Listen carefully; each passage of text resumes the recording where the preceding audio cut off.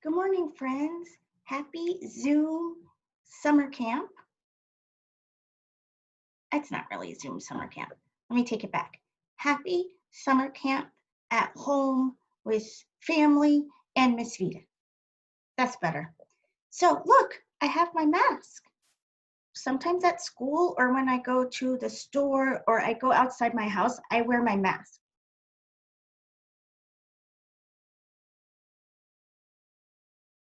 Then I wash my hands because I put my mask on. See, you can still hear me and you could know it's still Vita, right? I have my hat on today, my hair wrap today. Some days I wear it, some days I don't, right? Sometimes I wear my mask, sometimes I don't. Then I would wash my hands. Let me get some sanitizer. When I go outside to the store or to school, I'm putting on my sanitizer. I wear my mask. Uh, I want to be safe. Wearing my mask can help me keep safe. It's okay to go to restaurants now and stores now. That's what they say. Some people will feel comfortable going to the restaurant or the store or to camp, and some people will not. It just, you have to talk to your parents and your family. But if Mr. French or the other people who are in charge of school say it's okay for us to come back to school, we can come back to school. But we have to remember how to keep safe, okay? We need to keep our space. We're going to have to give each other space, and the group plan is probably going to look different. Some of us are going to wear masks. There's this other mask I have. I took it to Mr. French, so I don't have it right now, but it's like a hat, and then you could see my face and my lips and my nose, and I can use that when I'm teaching. Or what if I had to help somebody in the bathroom, or I had to help somebody with eating their food? Then I would have this mask, or I can buy a special coat, and that's going to keep us safe.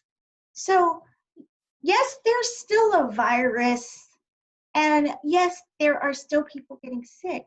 And maybe I could get sick, or maybe you could get sick, or someone we love could get sick. But there are things that we can do to stay safe. Okay?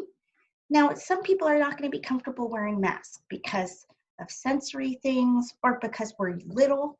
You know, like you guys are still pretty young. But if you can wear a mask, you should try it. See what you think. You can put, like I could put buttons here. This is a different kind of mask, but there are ways that you can wear the mask so it's not hurting your ears and it's not uncomfortable.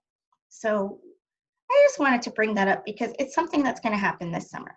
But I also wanted to talk a little bit about the new learning tool that we could be using this summer called the Scholastic program. So now I'm going to share my screen.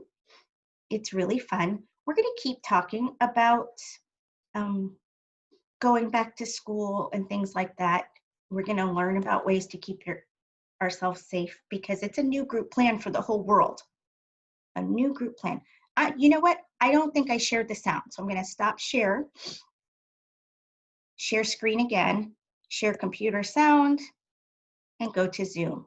All right, pretty soon you guys will be making your own Zoom presentations. I have no doubt, just like I like to teach you guys how to make PowerPoints. Okay, so I'm going to go over here, and this is the Scholastic Learn at Home program. Isn't it pretty? Scholastic is the company that brings book fairs to school. So we can go to kindergarten, or you can use first grade. It depends on what you're comfortable with. And maybe you want to change back and forth. Some of our friends are just graduating kindergarten and some of our friends are just graduating first grade. So you kind of fall, you know, most of you could go to first grade work if you wanted to. And I'll probably use both. First, let's go to first grade because I think that the topic for first grade for week 1 is super fun. So this is the link I shared. I had to sign up for it again, even though we have a link through school. So mommies and daddies and nunnas might have to sign up for it too. So here's week 1. And you'll see when I send you the schedule, that I have this included. Look, day 1 is about spiders. There is a fiction book and a nonfiction book. Let's look at them. And then you can watch the story and hear the story. Then there's games that go with the story. And if you want to dive deeper, you can even meet the creators. Those are the authors and illustrators. That's really awesome to know what they were thinking when they made the book. So this is really fun. So here's Diary of a Spider. And then you could even go here. This word match game is super cool because it's vocabulary. And then when you answer the correct word, like cute baby spiders are called spiderlings, then it shows you a part of the picture. So these are really fun activities. You can even explore animals in nature, go back and check out other books. So if we go back to the home, sorry, oops, I could go here. So now, when you're finished reading the books and exploring the games and the quizzes and stuff to practice understanding the story, there's more things you can learn about spiders. There is a fine motor and art craft, drawing and writing activity. And then there's also in Spanish. You can find a lot of the information here in Spanish. The next day is weather. So when we do activities together, I will probably use these tools as inspiration for the things that I'm going to work with you on. Some people are practicing on motor imitation, right? So we can do Zoom where I draw a spider and you draw a spider. Some people are working on answering questions. So we could have an activity where we practice answering the questions from this, from these stories or even things we learn about spiders. Day 2 is weather. That makes me think of that funny Grover weather video. Sound and music. So whether you're looking at the pre-K activities, communities, look, there's the farm. These are all things that we learned. Let's go back to pre-K just so you can see pre-K and K. These are things that we learned during our school year. So it's a super great review of the content as well as the writing and language concepts. So let's go to pre-K week 1, and there's rabbits, plants, life cycles, all good things. The moon, space, we loved space. Space was so fun. Makes me think of Storybots. So I will be using this with you guys. The other part that's in our group plan, I have a draft group plan. I'll be sending you guys my ideas and a schedule.